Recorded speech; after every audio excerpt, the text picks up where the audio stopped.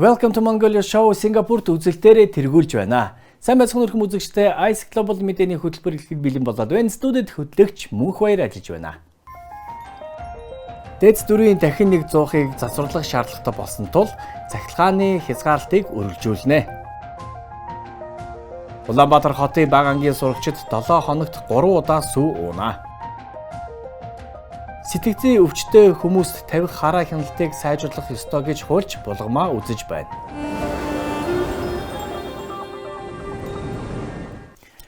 Цахилгааны эрчим хүчний хязгаарлалтыг үргэлжлүүлэхээр болжээ. Тодорхойлбол дэд дөрвийн дахин нэг 100-ыг засварлах өөр аргагүй болсон тул өнөөдөр 22 цагаас эхлэн цахилгааны хязгаарлалтыг үргэлжлүүлэхээр байна. Дулааны цахилгаан станц 4 дээр 400 зогсолтод хүрч болцсошгүй нөхцөл байдалтай ажиллаж байгааг диспетчерийн үндэсний төвийн ерөнхий диспетчер Баатар мэдээллээ. Тэрээр өнөөдөр өглөөний авсан мэдээллээр дахин 100-ыг зогсоохоос өөр аргагүй болсон. Үндсэндээ 22 цагаас хойш 100-ыг зогсож засварлахаар төлөвлөж байна. Иймд тодорхой хэмжээний хязгаарлалт хийн гэжээ. Энэ талаараа салбарын сайд дараах хариултыг өгч байна. Нэгэнт энэ чадлын нөхцөл орчин байгаа нөхцөлд хөлдөлт үүсгэж болохгүй. Хөлдөлт үүсгэх юм бол бүр энэсээ төвхтэй байдалд орно. Хоёрдугаар энэ хэрэглээг ингэж хязгаарлаж явахгүй бол систем маань өөрөө дэг зогсолт гэж баяртай байхгүй. Тэгвэл бүр улсаараа цахилгаангуулах. Энэ хоёр хөндөрлөг ихний ээлжинд манай эрчим хүчний салбарынх нь анхаарч байгаа. Дулааны 4-р цахилгаан станц нь манай улсын эрчим хүчний хэрэглээний 35% орчим хувийг хангадаг. Станцын 100 зогсоход ойролцоогоор 100 орчим мегаваттын хэрэглээ буурч 20,000 орчим айлын хэрэглээ хязгаарлагддаг байна. Эрхэм үзэгчдээ та бүхэнд цөөхөр мэдээг хүргье. Улуурхай салбар нь манай улсын дотоодын нийт бүтээгдэхүүний 26, аж үйлдвэрийн 79, экспортын нийт орлогын 95.4%, гадаадын шууд хөрөнгө оруулалтын 74, нэгдсэн төсвийн орлогын 28.4%-ийг тус бүрдүүлж байна. Түүнчлэн 2015-аас 2024 оны хооронд 99.3 их 80 төгрөгийн гадаадын хөрөнгө оруулалт хийгдсэний 80% нь энэ салбарт оржээ. Тиймээс улсын хөгжлийг ярихын тулд эхлээд уулуурхай салбарын асуудлыг зэгцлэх шаардлагатай гэж үзэж байна. Монгол толгой, аялал жуулчлал, AI, интернетийн орчинд одоо үзүүлээд өгөх ч гэдэг юм уу те. Ийм боломж зөндөө. Гэхдээ энэ болгонд мөнгө хэрэгтэй. Энэ мөнгө зөвхөн уулуурхай салбараас хамгийн ихэнд бидэнд орж ирэх боломж нөхцөлтэй байна. Салбарын асуудлыг хэлэлцэх, бодлогын санал шийдлийг танилцуулах уулуурхайн 7 хоног энхүү эхэллээ. Эх оронч худалдаа авалт үндэсний үйлдвэрлэл 2026 үзэсгэлэн Монголын үндэсний худалдаа аж үйлдвэрийн танхимын их танхимд гарч байна. Үндэсний үйлдвэрлэгчдийн бараа бүтээгдэхүүнийг төрийн худалдаа авалтаар дэмжих зорилготой энэхүү үзэсгэлэн худалдаанд чанар стандартын шаардлага хангасан тохирлын баталгаатай 155 нэр төрлийн бараа бүтээгдэхүүн үйлдвэрлэгч аж ахуйн нэгжүүд оролцож байна. Улаанбаатар хотын 1-5 дугаар ангийн сурагчид өнөөдрөөс 7 хоногт 3 удаа сүү ууна. Хүүхдүүдэд хамгийн шимт жилтэй сүүг өгөхөд тэргүүлэгч аж ахуйн нэгжүүд хамтарч байна. Япон, Солонгос, Хятад зэрэг орны туршилгаар сүүн хүүхдийн дархлаа, биеийн өсөлт хөгжил, ой тогтоолтод эерэг нөлөөтэй тогтогдчихэ. Ирэх жилээс 1-12 дугаар ангийн бүх хүүхдүүдийг хамруулах юм байна. Улсын хэмжээнд өнгөрсөн 7 хоногт 122 удаагийн аюулт үзэгдэл осол бүртгэгдсэний 111 нь ахуйн гал төмөр байжээ. Мөн 2 удаа газар хөдөлж хүний үйл ажиллагаатай холбоотой 9 осол гарсан байна. Эдгээрээс онцгой байдлын аль пагчид 11 хүний амь насыг аврах хамгаалжээ. Сонгон хархан дүүргийн 22 дугаар хороо дотоодын цэргийн тэг 5 дугаар ангид хугацаа цэргийн алба хаагч зодуулж биедээ гэмтэл авсан явдал дахин гарлаа. Урьдчилсан байдлаар өгөнд орсонгүй гэх шалтгаанаар цэргүүд нэгнийхээ биед нь халтсан тогтогджээ. Гэмтсэн алба хаагч эмнэлэгт хэвтэн эмчилүүлж байна. Хэргийг мөрдөн шалгах ажиллагаа үргэлжилж байна. Обладатели Гран-при России по Республике Бурятия. Сочи хотноо болж өндөрлсөн олон улсын авахалч самбаачуудын клуб тэмцээнд Бурятийн шүүхэн шийдвэр гүйцэтгэх байгууллагын өвсийн баг аваргаар шалгарчээ. Энэ нь тухайн багийн хувьд дебют байсан ч 11 багаас төрүүлэхэд огт саад болоогүй байна. Багт анхлан оролцогчоос гадна дуршлагатай авахалч самбаачууд багтжээ.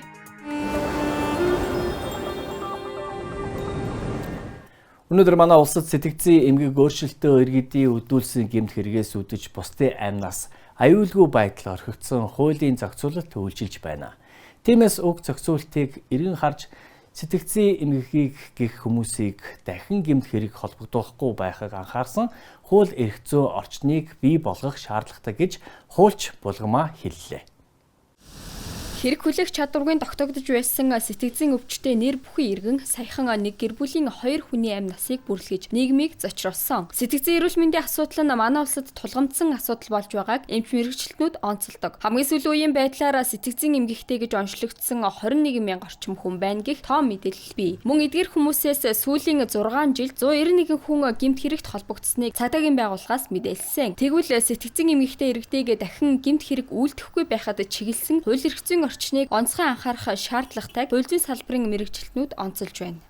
За ер нь бол 21 мянга орчим одоо сэтгцийн ямар нэг хэлбэрээр өөрчлөлтөө ийм одоо иргэд байна гэсэн ийм тоон судалгаа нийгэмд бол гарч байгаа. Тэгэхээр иргэдийн донд энэ 21 мянган хүн бидний донд хамтдаа амьдраад хийж байгаа үйлдэлийнхаа хор уршгийг одоо ойлгох чадваргүй, хийж байгаа үйлдэлийнхаа одоо хор хөнөөлийг одоо яаж тусахыг нь мэдэх юм чадваргүй субъектүүд байгаад бусдын амнаас эрүүл мэнд бие махбод гэмтэл учруул яах вэ гэдэг ийм айдас бол бий болоод байгаа.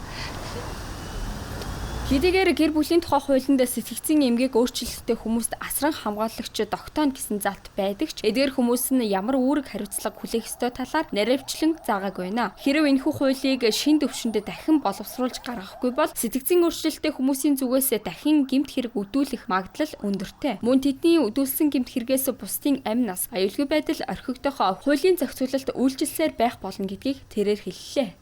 Өнөөдөр байгаа одоо зохицуулалтаар бол сэтгцийн эрүүл мэндийн төвийн хашаанаас гарлаа тэр хүнд яг тусгайлан хяналт тавиад тэр хүний үйлдэлийг нь камераар хянаад бусдад одоо хор хуралхус үйлдэл хийхээс урьдсан сэргийлэхэд хин нэгийн хяналт тавьж байгаа хараа хяналт тогтмол байгаа энэ зохицуулалт бол их учир дутагдaltaй байна.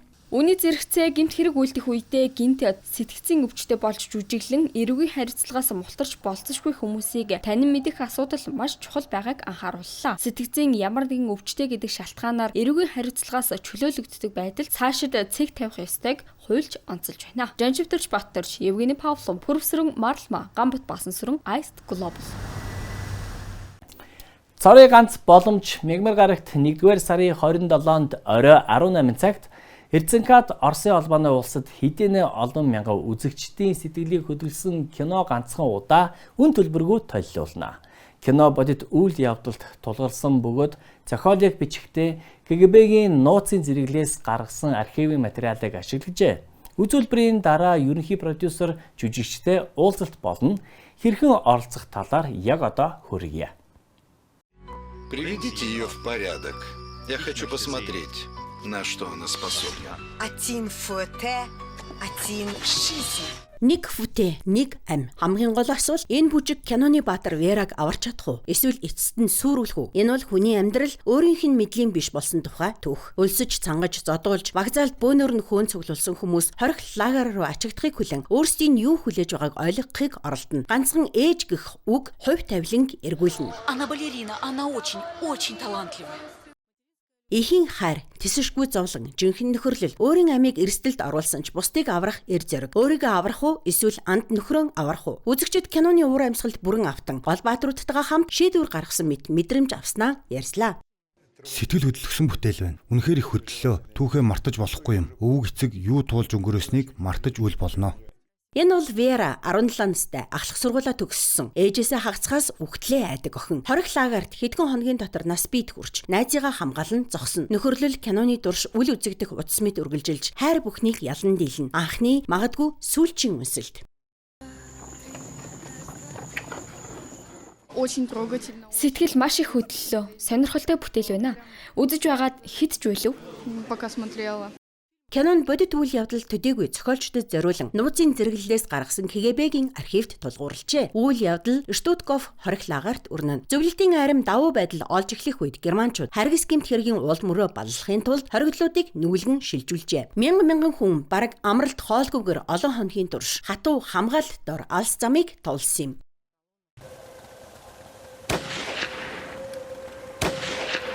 жүжигчдийн тоглолт онцгой анхаарал татна. Верагийн дүрд тоглосон Анна Скотниковаг үзэгчид өндрөөр үнэлжээ. Энэ кино түүний амьдралын хамгийн чухал бүтээл болсон гэж жүжигчин маань өөрөө хүлээн зөвшөөрдөг. Учир нь зураг авалтын үеэр тэрээр хөл хүндтэй байсан ч нэмгэн хувцастай хүүтэнд хэвтэн хүнд нөхцөлд ажиллах шаардлагатай тулгарчээ. Харин бас нэг гол дүр тоглосон Омскийн драмын театрын залуу жүжигчин Стефан Дворянкин үзэгчдийн ялангуяа бүсгүйчүүдийн сэтгэлийг булаажээ. Смотри. Продюсерын онцгой бахархалуул Бандитский Петербург цувралаар алдаршсан Евгений Сидихин оролцсон явдал юм. Түүнтэй хийсэн зураг авалтууд Калининград орчимд болсон нь санамсаргүй явдал биш. Хоригдлуулын ихэнх нь Балтийн тэнгисийн эрэг Пламенкин хотын ойролцоо амиа алджээ. Үнэхээр таалагдлаа. Тэр үед болсон явдлыг тун нарийн ил хэрхийлсэн байна. Алмааран үзлээ.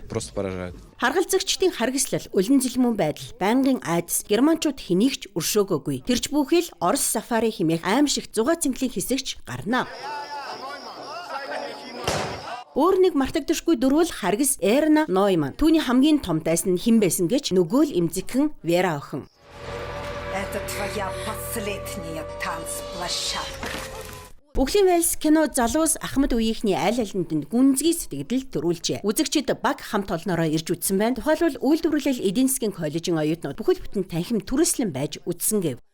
Фильм не только рекомендуем к просмотру, а к вторичному. Энэ киног ганц удаа биш дахин үзхийг зөвлөё. Маш олон сайхан дүр бий.